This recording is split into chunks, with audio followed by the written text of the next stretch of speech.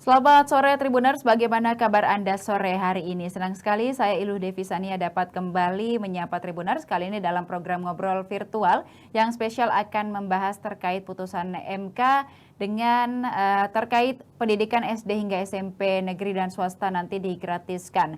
Dan Tribuners, Mahkamah Konstitusi putuskan pendidikan SD hingga SMP negeri dan swasta digratiskan, dan hal itu diputuskan dalam sidang perkara nomor 3 PUU Romawi 22 2024 terkait dengan pengujian Undang-Undang Nomor 20 Tahun 2003 tentang Sistem Pendidikan Nasional atau Undang-Undang Sisdiknas pada Selasa 27 Mei 2025 kemarin. Dan putusan ini banyak menimbulkan juga pertanyaan dan juga kritik, dan kita akan melihat seperti apa putusan ini menurut Ketua Umum Badan Musyawarah Perguruan Swasta atau BMPS Sulawesi Selatan periode 2024 hingga 2029. Ada Bapak Irman Yasin Limpo yang sudah bergabung bersama kita via virtual Zoom meeting pada sore hari ini. Selamat sore Bapak, Assalamualaikum.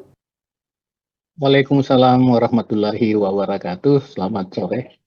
Iya, baik Pak, dan kita sudah ketahui bersama kemarin bahwa Mahkamah Konstitusi memutuskan pendidikan SD hingga SMP negeri dan swasta nantinya digratiskan begitu. Mungkin Pak, seperti apa melihat putusan ini Pak kemarin? Apakah cukup mengejutkan atau seperti apa?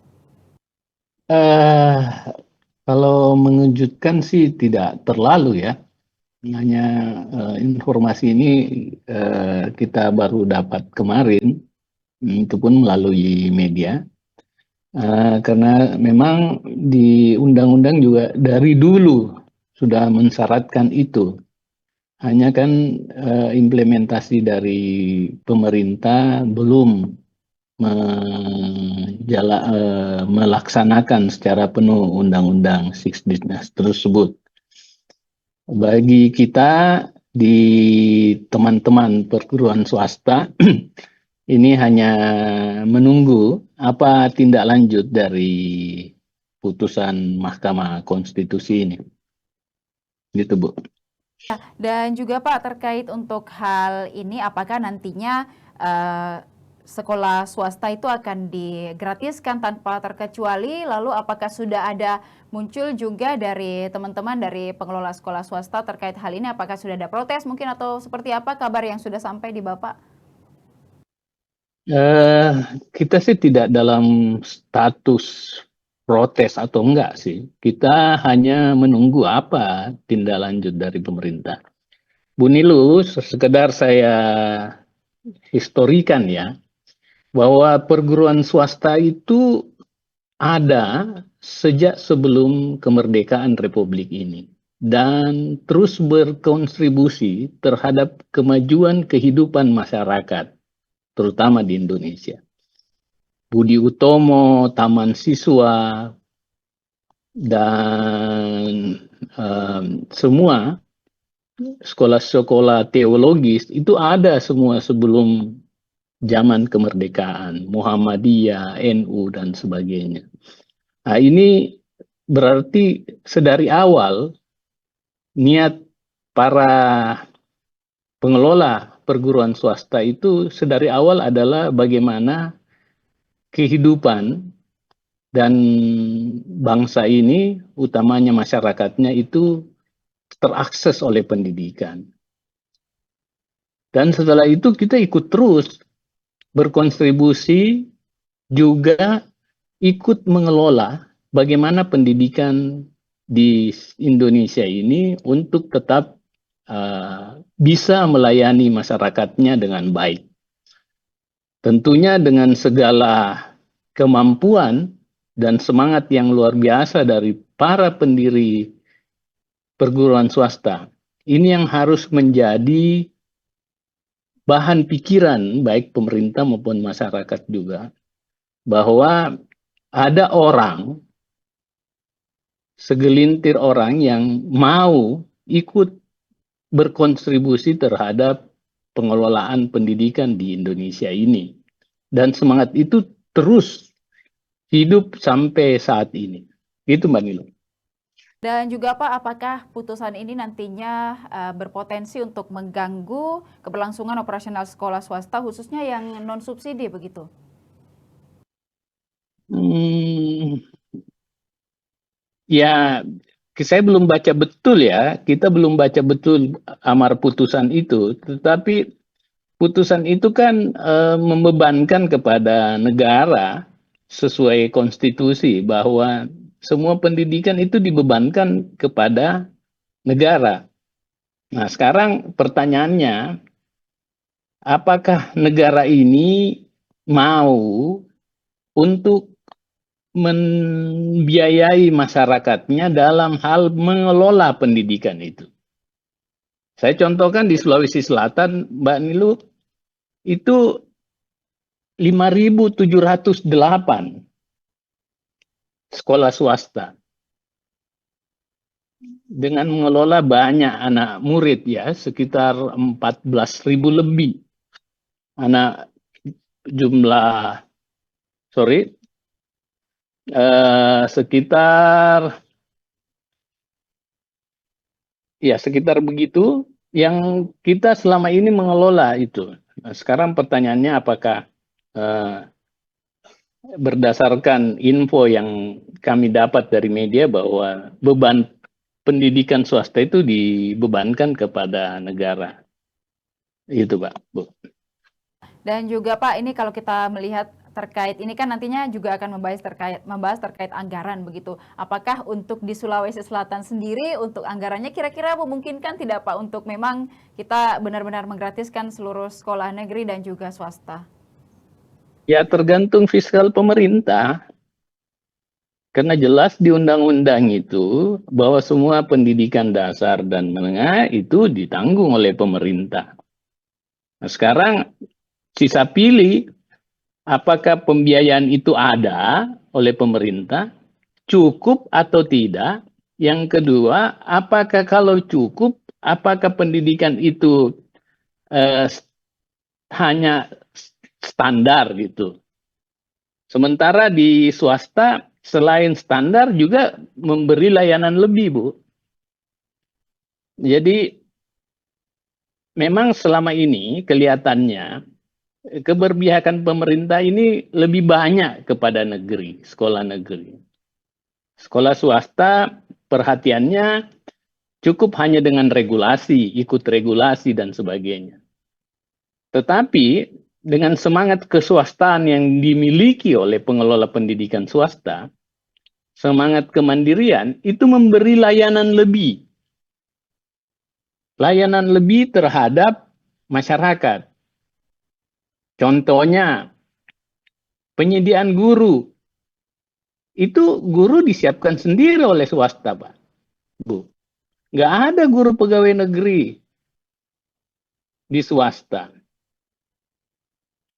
Walaupun sekarang sudah ada memungkinkan aturan berdasarkan Permendikbud nomor 1 2025, itu guru ASN bisa ditempatkan di swasta. Tetapi apakah guru yang akan ditempatkan di swasta itu sesuai dengan kualitas yang diinginkan oleh swasta? Sekarang swasta juga sudah mempunyai guru sendiri gitu. Dan melatihnya sendiri. Dan hasilnya boleh dibuktikan di UTBK tahun 2024, 2023 bahwa sekolah-sekolah swasta yang mencapai angka tertinggi kalau kognitifnya itu hanya sekolah swasta, Bu. Yang dulunya didominasi oleh negeri, SMA 17, SMA 5 Tinggi Moncong, ini sekarang sudah terbalik gitu. Sekolah-sekolah swasta yang mempunyai pelayanan lebih dan menerapkan pembelajaran di atas standar Mendikbud, nah itu yang harus dipahami juga. Gitu. Kalau saya lihat, saya memperbandingkan sekarang sekolah swasta jauh lebih berkembang. Jadi di sekolah swasta itu ada tiga, saya mengandai-andai ada tiga kategori, Bu. Satu, sekolah swasta yang menerapkan standar sekolah dan menambahnya dengan layanan lebih. Yang kedua, ada yang melaksanakan pendidikan sesuai standar yang diamanatkan oleh Kemendikbud. Juga ada dengan kapasitas dan kemampuan yang minim, itu melaksanakan dengan sesuai standarnya masing-masing.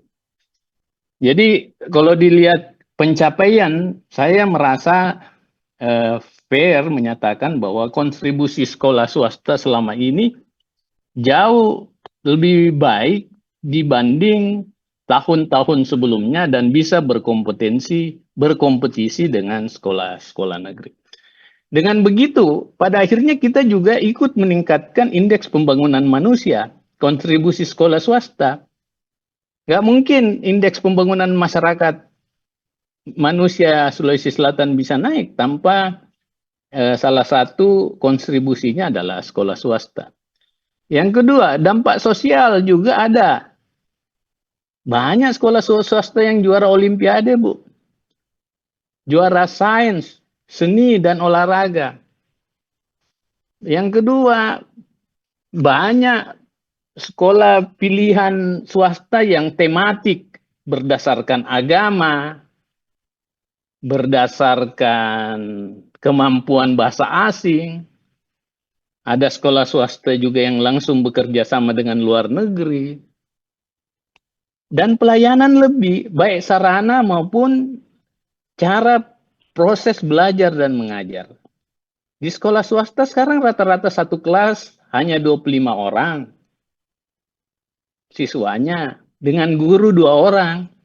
Kalau di negeri, ya kalau standarnya sesuai Permendikbud 30, 36 untuk SMA, tetapi nyatanya kan sampai 40, 45 dengan satu guru. Anda bisa bayangkan nggak kemampuan pedagogi guru kita untuk mencerdaskan 40 dalam satu kelas yang ukuran 8 kali 9 atau 7 kali 8?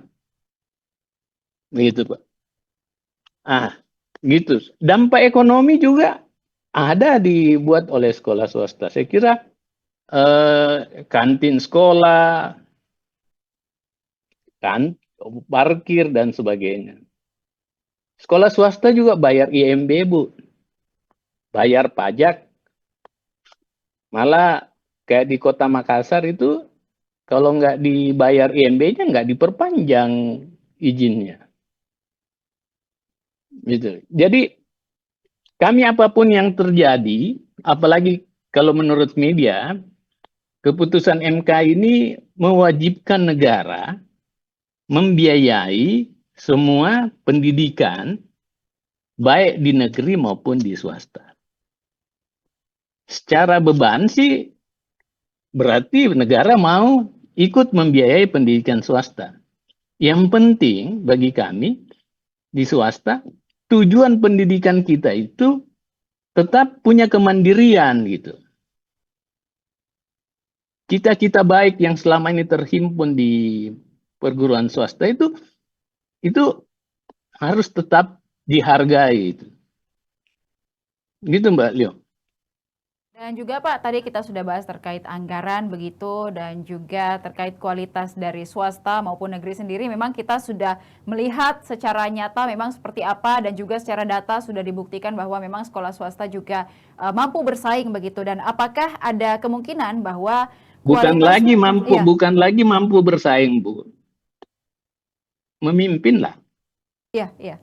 Iya, betul Pak. Memang kita lihat bahwa di Makassar pun juga dan juga di beberapa daerah di Indonesia memang kita lihat bahwa hasil dari anak-anak yang bersekolah di sekolah swasta kita bisa bahkan sampai internasional begitu diakui kemampuannya. Dan juga apakah ada kemungkinan bahwa kualitas pendidikan akan menurun nantinya ketika memang ini diberlakukan akibat dari adanya tekanan anggaran begitu Pak? Ya, itu.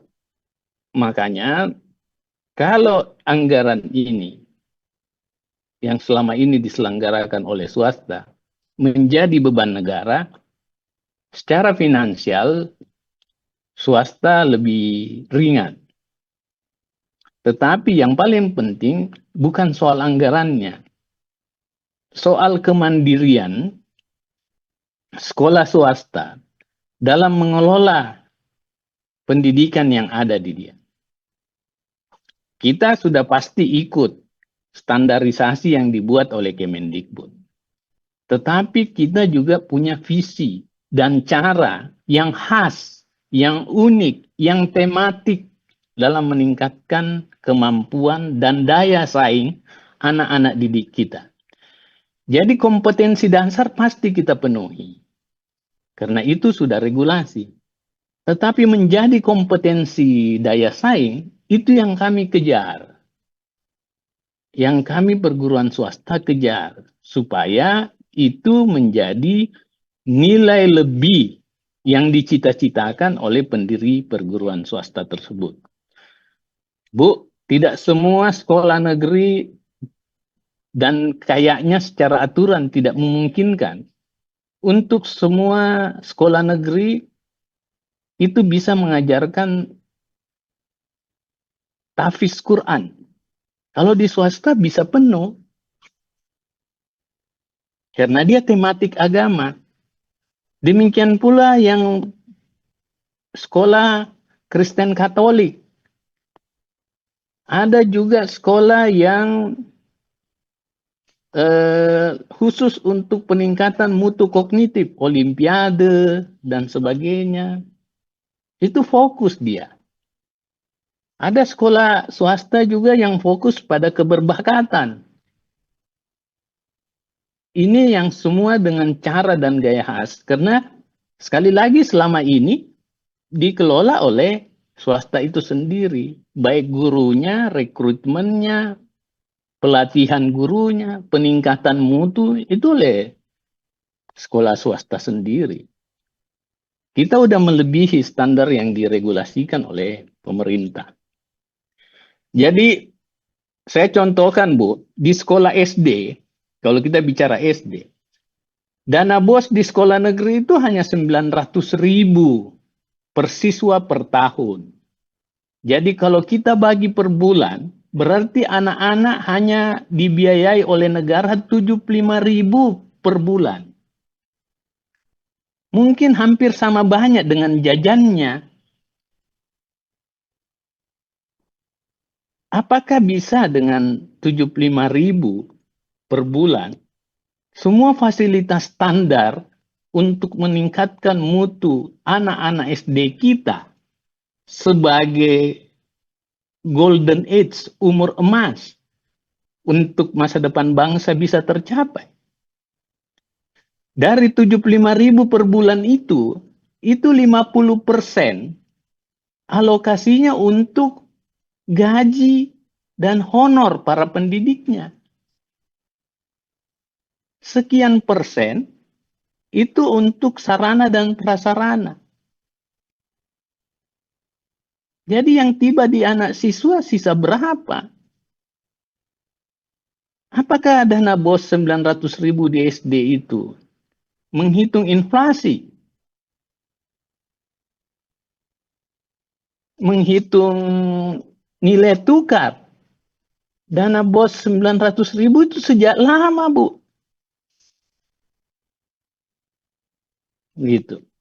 Apakah dana sesuai konstitusi Undang-Undang Dasar bahwa pemerintah daerah harus mengalokasikan anggarannya, baik pemerintah daerah maupun pemerintah pusat 20% untuk anggaran pendidikan, apakah itu sudah jalan secara real?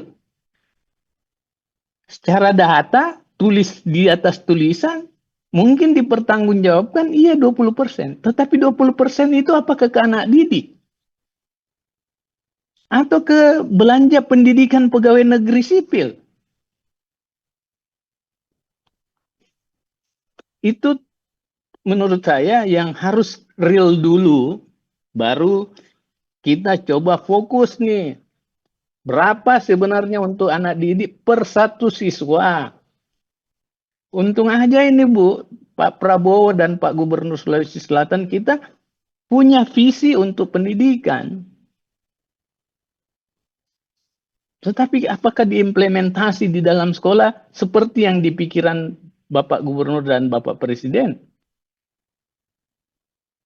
Ini perlu sedikit kita buat kajiannya, diteliti baik-baik, jangan sampai ini, soalnya ini anak didik Bu, anak didik itu SD, SMP kurang protes.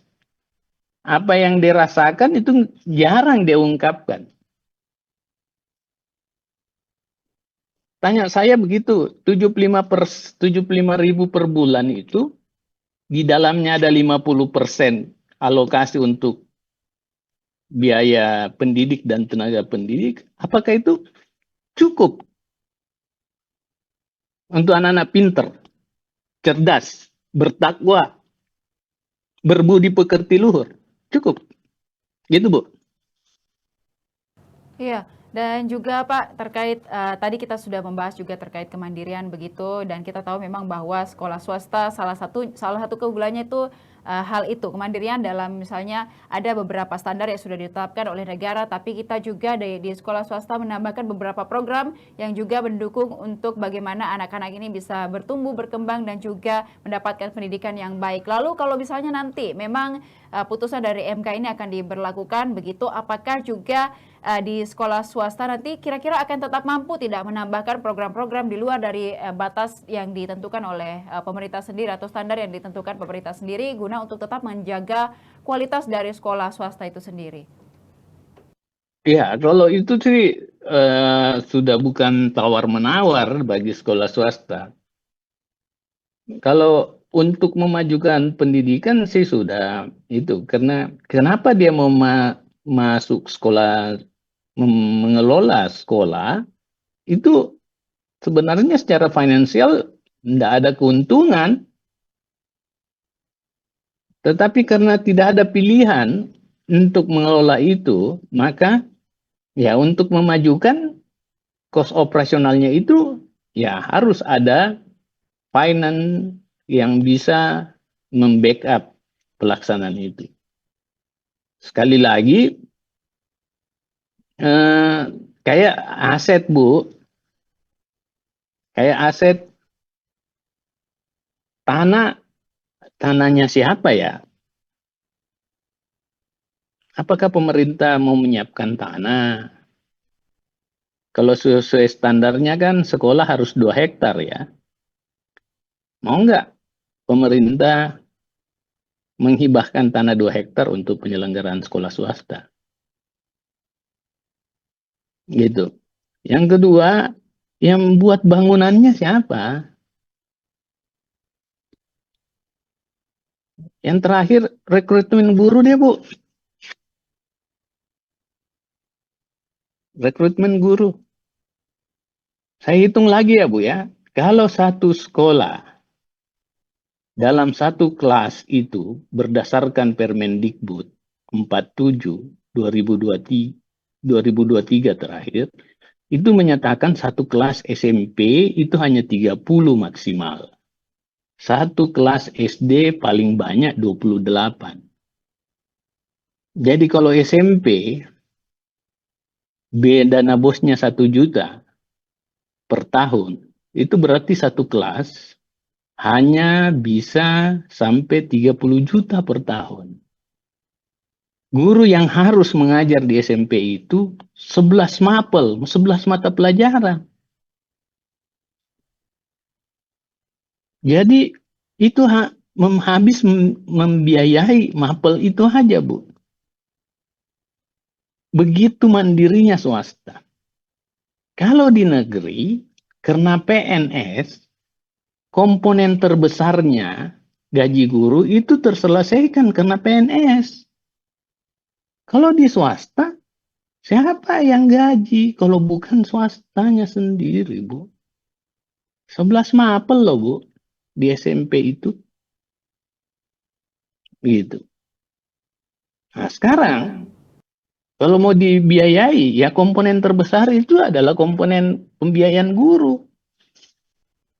Boleh deh, Tribun cek standar bagaimana sertifikasi guru di swasta dengan sertifikasi guru di negeri. Itu jomplang, Bu. Jadi seriously bahwa swasta itu punya daya dukung lebih untuk menghadirkan kemandiriannya. Dia jatuh bangun tuh, Bu. Jatuh bangun. Gitu, Bu. Iya, dan juga Pak, ini kalau kita melihat gejolak dari masyarakat sendiri, apalagi dari para ibu-ibu begitu ya, bahwa melihat putusan ini, mereka berkata bahwa mending anak kita semua ke swasta aja begitu, karena kan swasta nantinya gratis, ngapain di negeri yang kita tahu bahwa ada sebagian yang kualitasnya juga kita masih mempertanyakan begitu. Nah, mungkin untuk hal seperti ini Pak, mungkin membendung begitu emosi juga dari masyarakat, seperti apa melihat hal ini? Iya, kalau sekarang saja kita menetapkan kontribusi, eh, animo masyarakat ke swasta itu besar sekali, Bu. Apalagi kalau memang negara mau menanggung, gitu. Karena kalau yang saya baca putusan MK-nya itu negara yang mau tanggung. Oh, bagus sekali kalau negara yang mau tanggung, gitu. Beban biaya pendidikan ini negara yang tanggung. Syukur-syukur kalau negara juga mau sewa tanahnya, sewa gedungnya, gitu. Tetapi yang paling penting bagi kami adalah kami menjaga kualitas itu. Kami nih dari awal yang dulu didominasi oleh negeri, sekarang udah menggeser dominasi itu. Itu kerja keras yang tidak bernilai, tidak bisa dihitung dengan uang. Itu sesuatu dedikasi yang kita tanamkan supaya anak-anak yang kita didik ini semua bisa punya kualitas. Dan bolehlah dicek lulusan-lulusan yang kemarin aja ini yang SNBPT yang masuk di universitas-universitas negeri ternama, terfavorit dan punya ranking baik swasta maupun negeri. Itu rata-rata dari sekolah swasta. Banyak memang sekolah negeri yang lulus, tetapi yang di universitas-universitas negeri yang uh, masih di bawah ranking-ranking yang dilulusi oleh alumni-alumni SMA swasta. Gitu, Bu. Iya, dan juga Pak, mungkin ini kalau kita melihat bahwa ini adalah salah satu bentuk, katanya salah satu bentuk untuk pemerataan pendidikan begitu. Lalu apakah memang dengan harus cara seperti ini begitu? Apakah pemerataan pendidikan juga bisa mungkin kita lakukan dengan cara lain, tidak dengan menggratiskan sekolah swasta sendiri? Karena memang ini menimbulkan berbagai macam polemik begitu di antara orang tua didik dan juga mungkin para pengelola sekolah swasta sendiri. Ya, sebenarnya sih keadilan itu distributif ya, Bu. Tidak, jurnalis Tribun tidak sama kebutuhannya dengan guru, gitu. Jadi keadilan itu tidak bisa sama rata bagi semua orang, sesuai tentu dengan kebutuhannya. Eh, Mungkin bagi guru butuh laptop, tapi bagi teman-teman profesi lain tidak butuh laptop, gitu. Jadi sesuai kebutuhan masing-masing dan tujuan masing-masing ya menurut saya. Tetapi kembali lagi keberadaan sekolah swasta ini jangan serta-merta disamakan dengan negeri. Karena negeri itu sifatnya umum dan general. Semua orang wajib mengakses itu. Itu. Tetapi di sekolah swasta ada pengelolaan di luar, dia melebihi standar yang di Permendikbud. Saya contohkan SMA Taruna Nusantara, Bu. Itu lebih pada karakter kebangsaan. Sekolah yang mungkin menyiapkan leadership ya. Leadership kepemimpinan publik gitu. Ada juga SMA, SMK yang khusus untuk entrepreneur tematiknya. Jadi tetap ada sekolah mata pelajaran umum, tetapi dia memspesifikkan dirinya pada orientasi-orientasi tertentu. Kayak Taruna Nusantara, menciptakan pemimpin, ada sekolah yang kayak SMA Binus dan sebagainya yang entrepreneur. Itu ada yang menciptakan karakter bangsa, anak didik, sekolah-sekolah keagamaan. Itu. Jadi dia lebih banyak menambah itu. Ada yang fokus pada pendidikan eh, teologis, hafiz, teologis, dan sebagainya. Jadi kalau menurut saya, ya sambil kita menunggu tindak lanjut pemerintah terhadap Mahkamah Konstitusi, putusan Mahkamah Konstitusi ini, yang penting bagi kita semua sadar bahwa kehadiran perguruan swasta ini bukan hanya sebagai alternatif, tetapi dia juga mengisi kekosongan akses pendidikan. Saya tidak bisa bayangkan tidak tertampungnya anak didik kita ini kalau tidak ada sekolah swasta. Di Makassar itu SMA 150, Bu. Lebih banyak dari negeri yang hanya 24. Jadi saya tidak bisa bayangkan kalau tidak ada sekolah swasta. Apalagi SMP dan SD. Umur emas itu di PAUD, Bu. Se-Sulawesi Selatan ini PAUD negeri itu hanya 200. Sementara, sekolah PAUD negeri itu hanya 400 di Sulawesi Selatan. Swasta itu 4.000, Bu. Umur emas nih. Golden Age 0 sampai 12 tahun. Di mana di situ dibentuk karakter, mengenali bentuk, mengenali huruf. Kalau di sini nggak tuntas, nggak mungkin SD, SMP, SMA sampai universitasnya bisa sampai sekarang ini. Yang berikut, Bu, harus diperhatikan juga bahwa selama ini sekian tahun bangsa ini, pemerintah juga belum menuntaskan yang namanya selesai dengan angka putus sekolah. Jadi kalau dikomparasi, menuntaskan angka putus sekolah dengan mau membiayai sekolah swasta, yang lebih utama fokus harusnya semenjak bangsa ini merdeka tidak ada yang tidak harus bersekolah. Itu masih ada yang tidak bersekolah. Itu nanti beban pemerintah terlalu berat nih. Nah, kalaupun dibagi hanya karena hanya mau populis dengan membiayai juga swasta, jangan sampai biayanya ya itu pakai standar dana bos yang 900.000 atau 75.000 per siswa per bulan aja.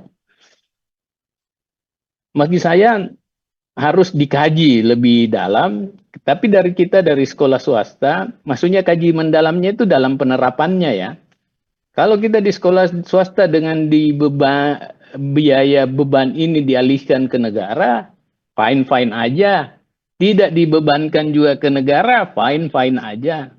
Niat kami ingin berkontribusi karena menurut konstitusi pendidikan juga itu dikelola oleh pemerintah dan masyarakat. Pengelolaannya juga oleh pemerintah dan masyarakat. Itu, Bu. Betul sekali Pak, dan juga mungkin sebagai penutup dari segmen ini mungkin boleh disampaikan Pak terkait dengan kritiknya ataupun juga harapannya setelah adanya putusan dari MK ini untuk pendidikan kedepannya khususnya untuk perguruan swasta sendiri. Silahkan Pak.